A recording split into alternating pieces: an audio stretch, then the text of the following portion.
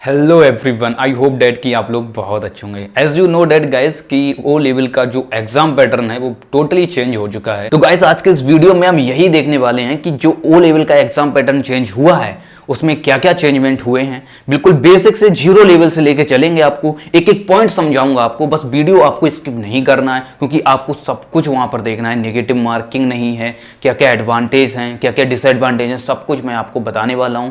तो गाइज मैं लेके चलता हूं आपको अपनी मोबाइल की स्क्रीन की तरफ और बने रहिएगा विद फोकस के साथ गाइस, क्योंकि कुछ भी स्किप नहीं करना है। कुछ पॉइंट अगर आपने स्किप कर दिए तो आपको ही प्रॉब्लम होने वाली है, मुझे नहीं होगी। ठीक है गाइस, अगर आप इस चैनल पर नए हैं और चैनल को सब्सक्राइब करके घंटी के बेल आइकन को नहीं दबाया है तो प्लीज चैनल को सब्सक्राइब करके घंटी के बेल आइकन को जरूर दबाएं ओ लेवल की लेटेस्ट न्यूज, लेटेस्ट अपडेट के लिए। तो चलिए स्टार्ट करते हैं आज का वीडियो।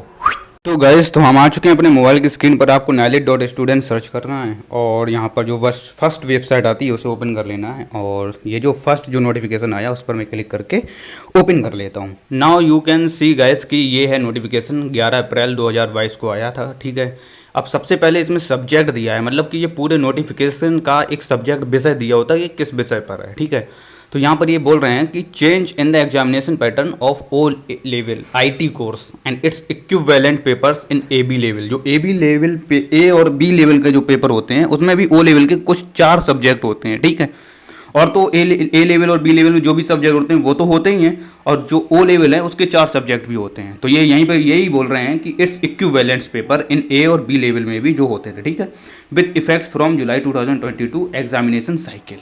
तो यहाँ पर आपको सिंपल सा मतलब ये समझना है कि ओ लेवल के जो 4 पेपर में चेंजमेंट हुआ है वो ए और बी लेवल में जो पेपर होते थे 4 ओ लेवल के उनमें भी चेंजमेंट होगा। ठीक है, ये हो गया सिंपल सा मतलब।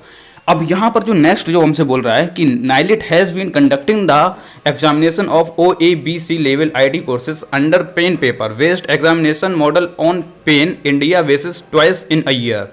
Over a period of time, several enhancement and value additions have been incorporated into the examination system to improve the quality of learning and enhancement of the learning outcomes of the students. That's mean कि बोल रहा है कि NIELIT has been conducting the O level A B level C level exam pen paper पर conduct करता था। ठीक है, ये होता था पूरे इंडिया में। जैसे हमारे पहले एग्जाम होते थे पेन पेपर लेकर पेन लेकर जाते थे, हमें वहाँ पर थ्योरी के लिए कॉपी मिलती थी, एक OMR शीट मिलती थी, तो वैसे हम करते थे।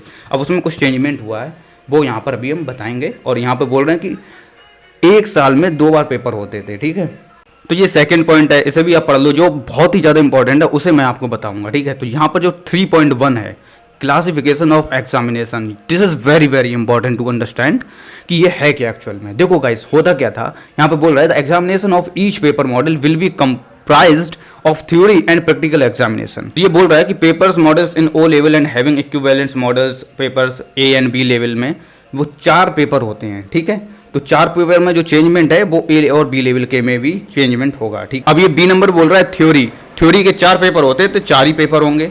प्रैक्टिकल में क्या होगा, चारों के प्रैक्टिकल भी होंगे। ठीक है, एंड प्रोजेक्ट में क्या होगा, एक हमें प्रोजेक्ट सबमिट करना पड़ेगा ओ लेवल क्लियर करने के लिए, हमें अब ये चीज़ें करनी पड़ेंगी। ठीक है, अब हम देख लेंगे कि ये थ्योरी एग्जामिनेशन OMR सीट पे होंगे या नहीं होंगे। तो यहाँ पर आप देखिए जो सेकंड है पेज, इसमें 3.2 में दिया हुआ है mode of examination theory OMR based. यहाँ पर इसका सिंपल सा मतलब ये है कि जो हम थ्योरी वाला एग्जाम लिखते थे कॉपी पर, अब हमें वो लिखना नहीं है। ठीक है, क्या करना है, अब हमें OMR सीट मिलेगी, वहाँ पर जैसे ही हमें फर्स्ट पार्ट के लिए गोला हम फिल करते रहते थे OMR सीट में वैसे ही हमें फिल करना है। टाइम बचेगा इसमें आपका, बहुत ज़्यादा टाइम बचेगा और यहाँ पर आपके राइटिंग के भी नंबर बचेंगे। ये एडवांटेज हो जाएगा कि आपने राइटिंग कभी गड़बड़ कर देते थे तो उसके नंबर भी कट जाते थे, पूरा पेपर नहीं लिख पा रहे उसके नंबर कट रहे हैं। हिंदी मीडियम वालों को दिक्कत होती थी हिंदी में लिखने की, इंग्लिश मीडियम वालों को दिक्कत होती थी इंग्लिश में। ये सारी चीज़ें बहुत ज़्यादा मैटर करती थी पहले। अब क्या होगा कि जाओ बैठो, OMR सीट मिली, भर दो, 100 मार्क्स के 100 क्वेश्चन होंगे, भरो, आ जाओ वापस, ये होने वाला है। ठीक है, नेक्स्ट हमसे बोल रहा है कि mode of examination practical as per examination, मतलब कि प्रैक्टिकल का क्या है, जैसे पहले प्रैक्टिकल होता था वैसे ही अब प्रैक्टिकल होगा। प्रोजेक्ट का बोल रहे हैं 3.4 में, जैसे पहले प्रोजेक्ट सबमिट करते थे वैसे ही अब करेंगे, ये सब सेम है। 5 में बोल रहे हैं कि the question paper for OMR based theory examination would be MCQ based. अब इसका मतलब और समझ लो गाइस, जैसे कि पहले क्या होता था कि आपको ट्रू फॉल्स मिलते थे, फिल इन द ब्लैंक्स मिलती थी, मैचिंग मिलती थी पार्ट 1 में, ऐसा अब कुछ नहीं होने वाला है। अब सिर्फ मल्टीपल चॉइस क्वेश्चन मिलेगा। यहाँ पर बोल रहा है would be MCQ based. MCQ में आपको पता ही है एक क्वेश्चन होता है, वहाँ पर नीचे 4 ऑप्शनल दिए होते हैं जिसमें से एक सही होता है, 3 गलत होते हैं। तो इस टाइप का आपको MCQ बेस्ड मिलने वाला है 100 नंबर का 100 क्वेश्चन में, ठीक है। तो अब आपको लिखने की कोई ज़रूरत नहीं है, ठीक है। अब नेक्स्ट है the examination pattern for 1 module paper is tabulated below. अब क्या है ये देखो गाइस, इसे समझना बहुत ज़्यादा इंपॉर्टेंट है कि ये है क्या। अब एग्जामिनेशन में पहले लिखा हुआ है थ्योरी में आप देख सकते हैं ड्यूरेशन है 2 आवर्स का। मोड ऑफ एग्जामिनेशन क्या है, ऑनलाइन OMR, मतलब कि जो थ्योरी वाला एग्जाम होगा वो होगा OMR बेस्ड। 100 नंबर का क्वेश्चन होंगे, इसमें देखो दिए हुए हैं। पैटर्न ऑफ क्वेश्चन MCQ रहेगा, मल्टीपल चॉइस क्वेश्चन।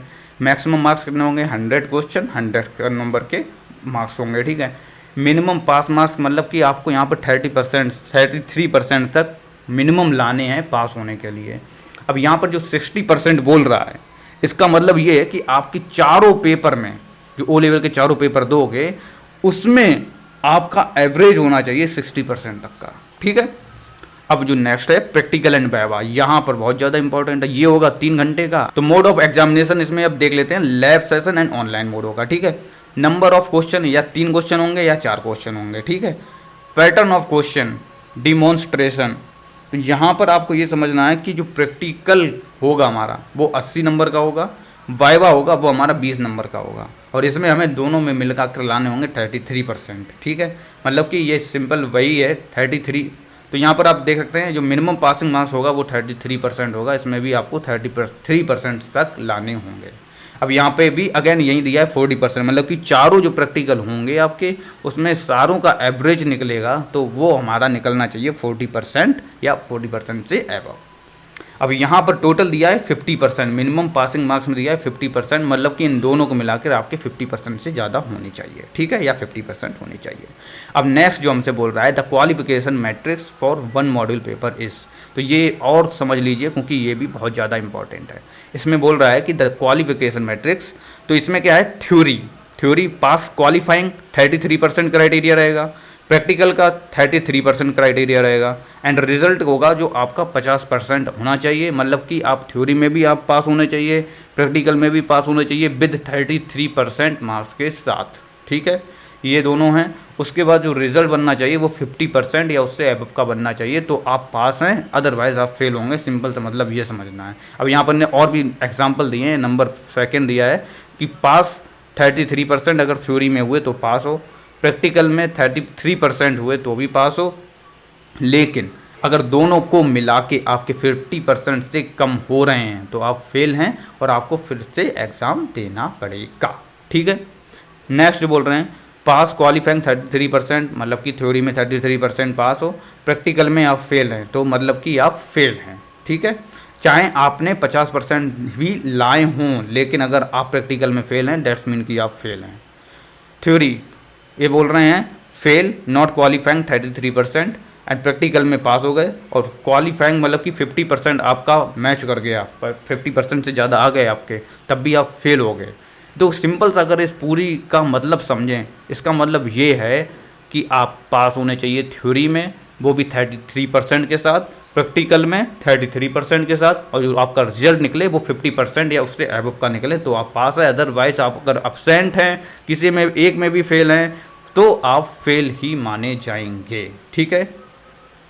अब नेक्स्ट जो हमसे बोल रहा है जो सबसे ज़्यादा इंपॉर्टेंट और advantage, there would be no negative marking in theory examination, जो थ्योरी एग्जामिनेशन होंगे उसके लिए कोई भी नेगेटिव मार्किंग नहीं है।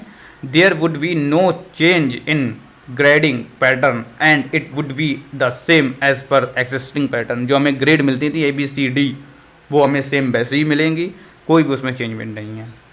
The candidates who have passed practical examination in the previous pattern of examination, whereas yet to pass all the required theory modules papers, उसने सब पास कर लिए हैं, would require to take the examination of remaining modules paper in the new pattern. The final grade of the candidates would be calculated since practical marks and certificate would also be issued since independent practical examination grades, so as to maintain the uniform certificate assurance, ठीक है। The candidate who have already passed in the previous pattern of examination all the 4 theory modules papers but yet to pass the practical examination would be given 2 chance to pass the practical examination। अगर बंदे ने चारों paper clear कर लिए हैं लेकिन practical पास नहीं किया है तो अभी उसके पास 2 चांस और मिलेंगे उसे प्रैक्टिकल पास करने के लिए।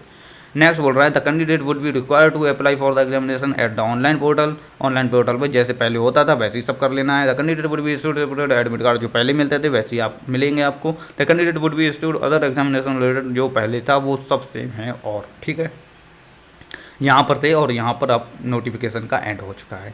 आई होप डैट कि आपको ये सारा नोटिफिकेशन समझ में आ गया होगा। अगर आपके पास अभी भी कोई क्वेश्चन है इसको लेकर तो सबसे पहले आप इंस्टाग्राम पर विजिट कीजिए, लिंक मैंने डिस्क्रिप्शन बॉक्स में दिया है। आप वहाँ पर विजिट करके मुझसे पर्सनली क्वेश्चन पूछ सकते हैं अगर आपके पास कोई क्वेश्चन है तो। आई होप डैट गाइज कि ये वीडियो आपको पसंद आया होगा और आप समझ गए होंगे जो ओ लेवल का नया पैटर्न आया है वो किस पर आधारित है, क्या क्या उसमें चेंजमेंट हुए हैं, सब कुछ आपके समझ में आ गया होगा। एक एक पॉइंट मैंने यहाँ पर डिस्कस किया। तो गाइज मिलते हैं नेक्स्ट वीडियो में। उससे पहले अगर आप मेरे बारे में और जानना चाहते हैं, मैं कहाँ से हूँ, क्या करता हूँ, तो मैंने एक व्लॉग्स चैनल भी अपना ओपन किया है जिसका लिंक मैंने डिस्क्रिप्शन बॉक्स में दिया है। वहां पर विजिट करके आप मेरे व्लॉग्स देख सकते हैं, मेरी पर्सनल लाइफ में क्या चल रहा है। और मैं गाइज बहुत ज्यादा बिजी हो चुका हूँ क्योंकि जॉब भी कर रहा हूँ, 3 यूट्यूब चैनल भी मैनेज कर रहा हूं, तो मतलब कि टाइम तो बिल्कुल बचा ही नहीं है। दैट्स द रीजन कि यहां पर मैं ओ लेवल से रिलेटेड बहुत कम वीडियोस ला पा रहा हूं, लेकिन इन फ्यूचर जरूर कुछ अच्छा करने वाला हूं। तो बने रहिएगा मेरे साथ, जुड़े रहिएगा मेरे साथ। और इंस्टाग्राम पर फॉलो नहीं किया है तो लिंक डिस्क्रिप्शन बॉक्स में, वहां पर फॉलो करके कोई क्वेश्चन हो तो आप वहां पर मुझसे पूछ सकते हैं। मिलते हैं गाइस नेक्स्ट वीडियो में। आज की वीडियो में इतना ही, तब तक के लिए जय हिंद, जय भारत।